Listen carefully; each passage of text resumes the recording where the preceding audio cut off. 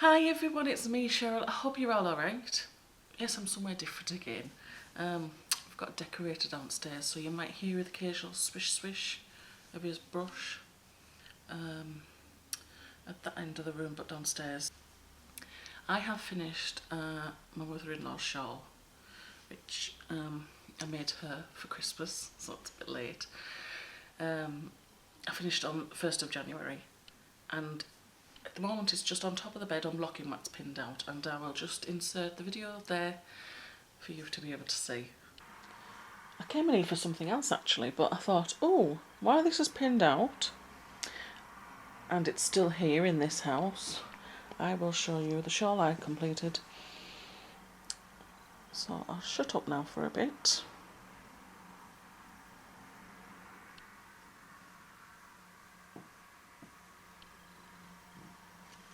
Yeah, so it's all done. I think it's dry. Yeah, it's dry. I just wanted to leave it there for a bit longer.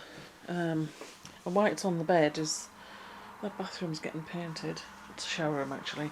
Not yet. I didn't know when it was going to get painted. The decorator's downstairs at the moment. So I thought I'd put it on the bed at least. So anyway, this is ready now. I finished this on New Year's Day, and I can package it off now and send it off to my mother-in-law. So that's lovely, isn't it? So a belated Christmas present. It's beautiful, really, really beautiful. Lovely, isn't it? Oh wow, I didn't realise it'd end up like that, but seeing it all spread out and pinned out, it's amazing. So when I finished that on New Year's Day, I began my husband's second sock because I finished his first one. You know, it looks kind of odd, doesn't it? It's because he likes a shorter sock like me. Well, I like mine lower than that. So that's the cuff, and there's the bend the heel, and there's his foot. And doing this, I've come to realise that my husband's foot is slightly smaller than my younger son's foot. Because it's fewer rows on the foot part. I used the Sweet Tomato heel by Cat Body, so that was really good. And of course I'll have to do it for the second sock, which I can hear it somewhere. That's why I can hear it. Okay, I've done the cuff, so it'll be that way, won't it? So that's the sock so far. And I'm on to the straight bit now, so that's easy sailing. Yeah, I'll be working on that tomorrow at Knit and Natter. So they've started back up after Christmas. They closed their shop and opened their new shop, more in town, so it's on the high street. So I did say after Christmas, now I've finished that baby blanket I showed you last episode, I said I was going to be starting on Sophie's Universe, and I will. However, I've really got to get cracking with projects which have hibernated. So I've resurrected another project. I saw it sat there on the side table in the room. As soon as I finished the baby blanket, I had about 2 days off in the evening to just watch TV on with nothing in my hands.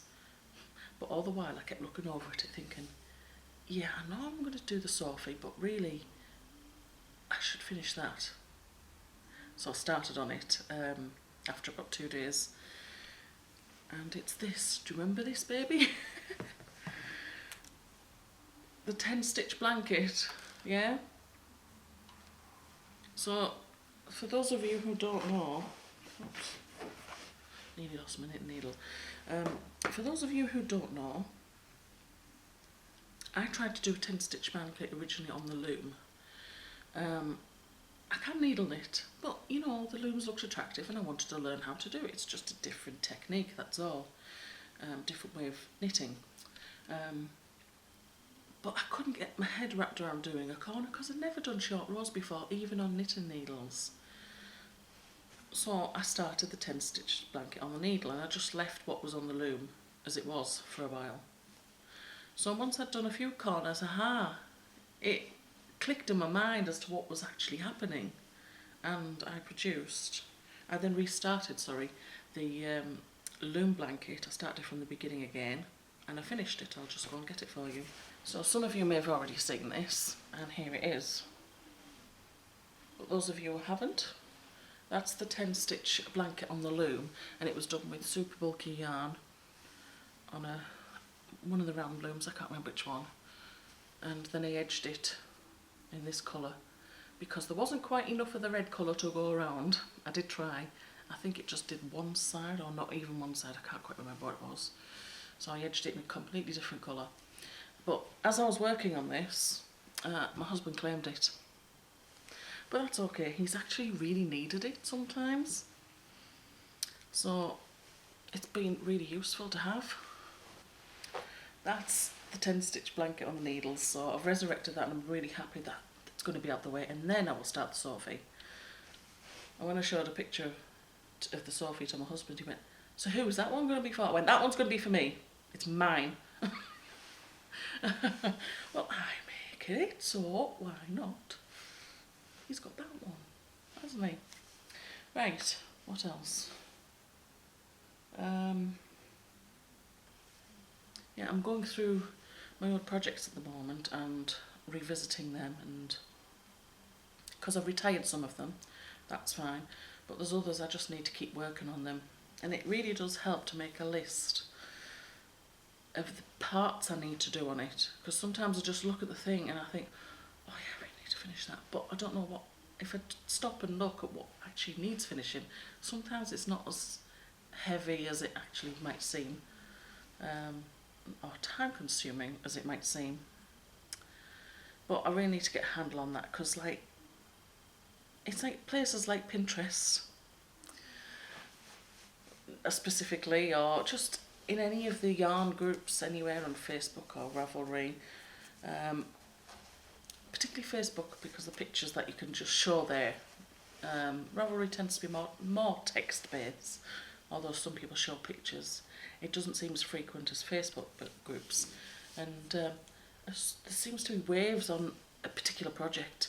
Everybody seems to be doing a particular project, and then, you know, it's like, but you can see why it's a popular project at the time. And you can see all these lots of different projects, and they're so absolutely beautiful. It's like, oh, oh, oh, oh, it's like being in the sweet shop and being in the yarn shop. Yarn, yarn, yarn, patterns, pattern, patterns. And you just don't have enough time to do everything all at once. You can't. So it's trying to back off from that sufficiently to think, what I'm working on is absolutely fine. Stop being greedy. Yeah. I am currently editing a set of videos that I made starting in October. That's to do with the process of making my nephew's jumpers for Christmas. So I'm going to upload them in sections. I've already uploaded 2. They're in private. The list is unlisted in a playlist. They'll all go in a particular playlist, but I don't want anyone to see them yet until they're all done, and then I will release them. And I will number them as well, so you know which order they're done. My plan of action is also to disable all comments until the very last one, and there is a reason why.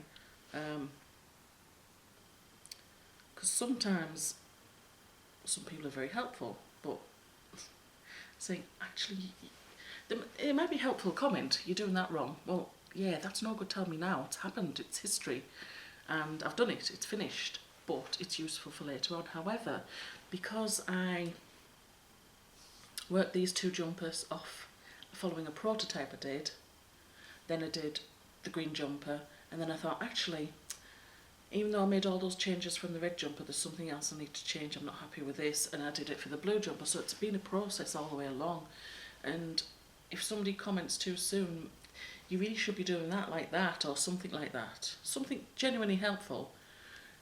If they just watch further along, they might have realised I've done it in the blue jumper anyway. I've come to it on my own, or in the valuation or something.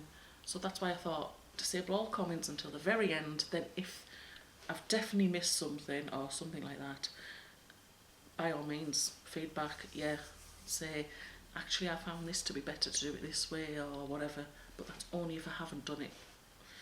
So that's what I thought I'd do, because it can be quite stressful. making videos and editing them and making sure that the viewer isn't going to be bored as heck. Because, like, there's just a lot of bit where I'm not saying anything, I'm just doing. So I think in those bits where there's no real need for a focus, what I've done is I've cut the segments and I've contracted it by speeding it up and taking the volume out. So you won't be just like, oh, this is boring. Yeah, video editing in and of itself it's not easy, especially when you have to learn a program at the same time. And it's not just chopping the beginning and the end off. Largely my editing is to do with, okay, sometimes I get my words jumbled up. Most of the time I let that slide, but I try to cut out interruptions. I cut out if I have to lean over to get stuff and things like that. Now, there's no issue genuinely with seeing that or me doing that. It's just I have to be considerate of our really crap internet connection. So I have to keep my videos as short as possible. And you're going to look at the number here and thinking, it's longer. Yeah, I discovered, rather than uploading at 1080p, if I just knock it down to 720, it's just as good and it's fine and it uploads faster, way faster. Otherwise, I'm trying to look at days, it just seems to hang at 1080p. Even like a 3-minute video can just hang for hours, and I don't think it's anything. I think it's just fallen over and crashed, but it doesn't tell you it's failed. It just lets you think it's uploading, whereas 720p is sufficient, and it just does upload. It might take a couple of hours depending on the size, but generally it's much faster. But things I have to do, isn't it? So that's mostly to do with my editing, and if I find I'm waffling too much, I also cut that out. And I think, what am I saying that for?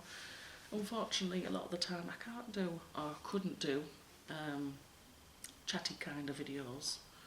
I had to be specific and to the point and contract it as much as possible. Needs must. But yeah, all that involves learning software. So I'm not just learning crafting, knitting and crochet and whatnot, and what else? Tunisian crochet. I was going to talk about Snapchat. Hi, I'm on Snapchat. I'm going to participate in a drive to get people on Snapchat. If you have a smartphone, Snapchat's the way to go. No, it's not the only app and it's not the best social media app, but it's a really good one. Because I know our community, some of us have tried Periscope and maybe Meerkat. I know I signed up for it, but I never actually did anything. And the issues I had with Periscope, and it was largely to do with my internet connection. Kept cutting out, but then I heard a lot of people have been having that issue.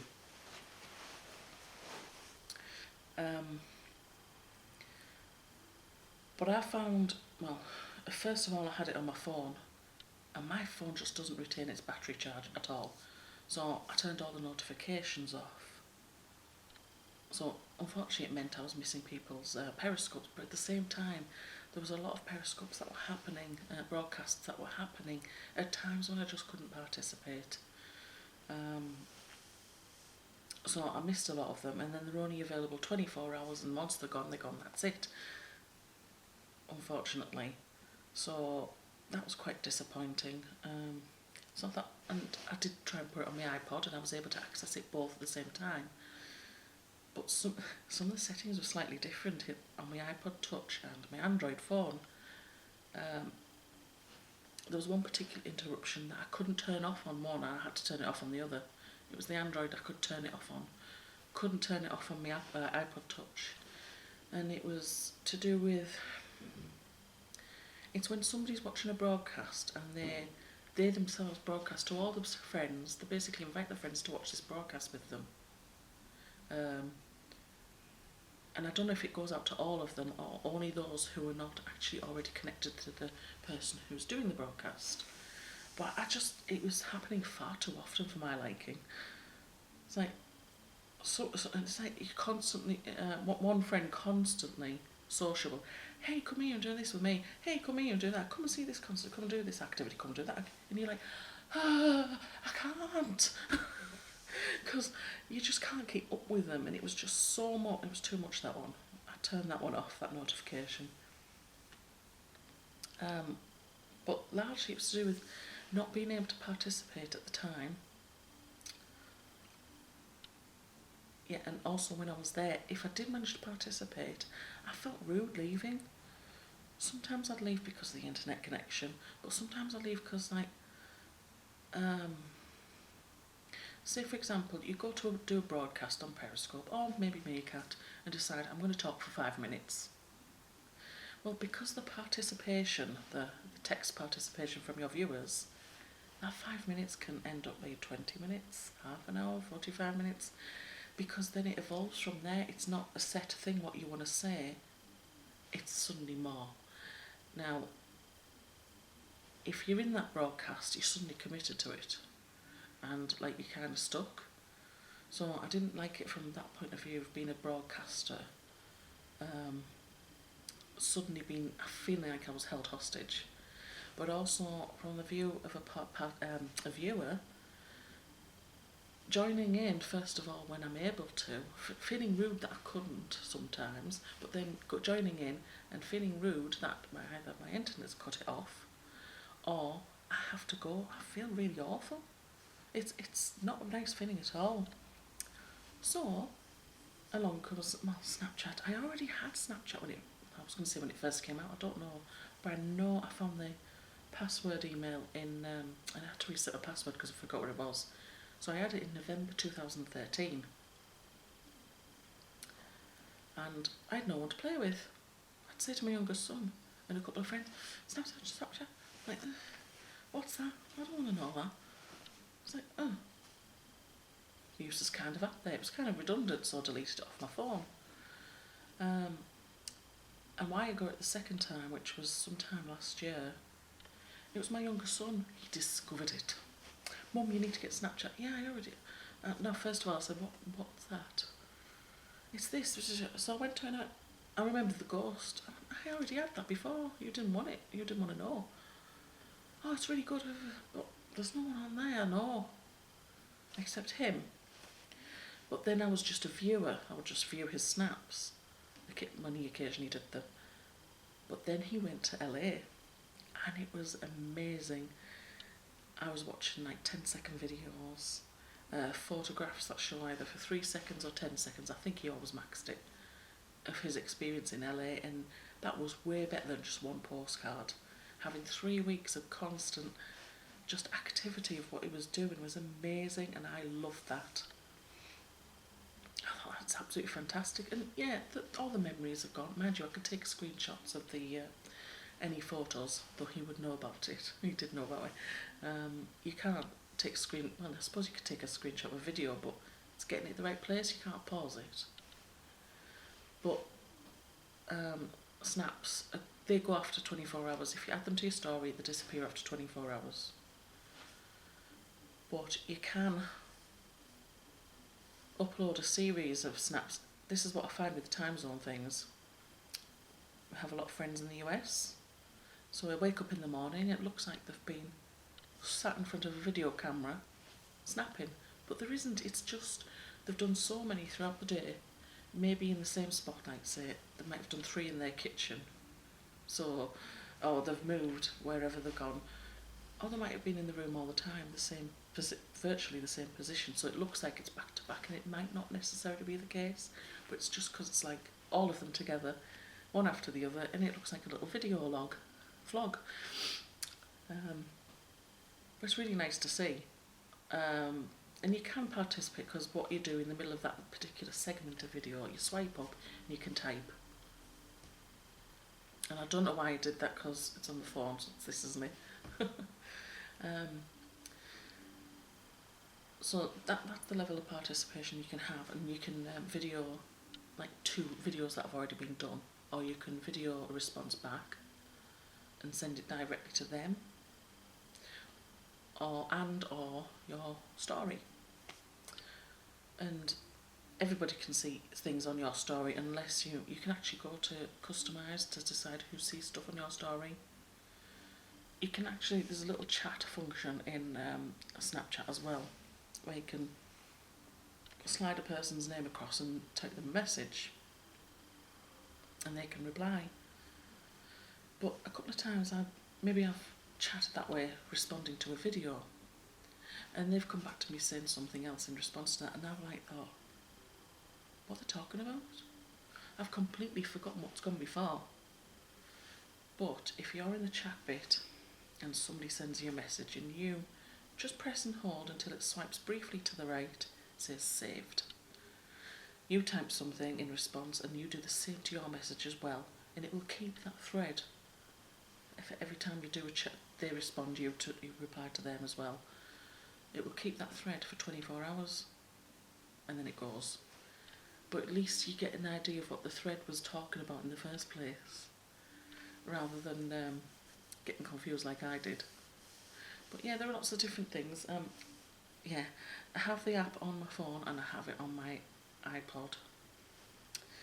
I mainly use my iPod when I'm at home anyway, and the battery is far better. It lasts longer.